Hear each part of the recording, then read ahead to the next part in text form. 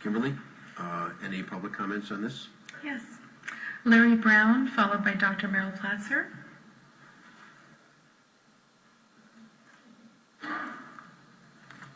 Good evening, everybody. I'm Larry Brown. I live at 27528 Country Glen Road in Liberty Canyon. And by the way, congratulations, Mr. Dodd, on surviving a Motley Crue tour. I survived some others. I'm here in opposition to any changes in the existing law tonight.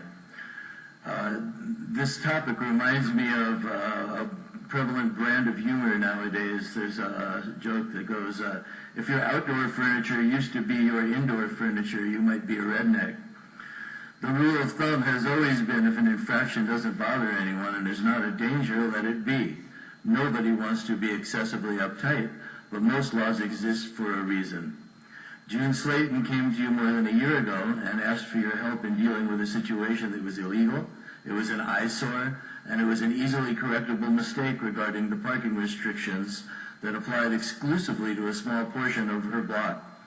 The city refused to act, so she called the sheriff, who recognized the violation, and when he attempted to act and enforce existing law, city officials pulled the rug out from under him and instructed him to ignore the law.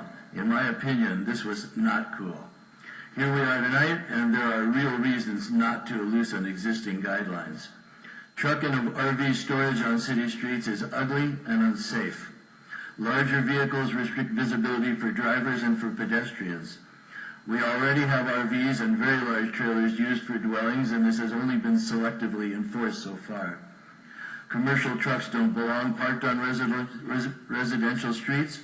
Furthermore, residential neighborhoods are not supposed to be used for business operation. We all know of municipalities in which this has been the status quo, but you don't pay in excess of $500,000 for an entry-level fixer-upper in those places, and you're lucky if you find one here.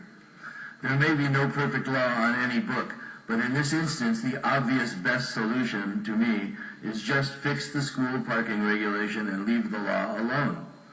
For more than 20 years, I've involved myself in every issue that threatened this city's semi-rural atmosphere, but this is not about rural or rustic or folksy or western or anything else like that. Loosening these standards will not make our city look rural, it will make it look trashy, like the tattered furniture in my redneck joke.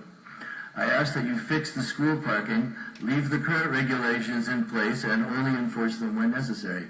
Thank you and good evening. Our next speaker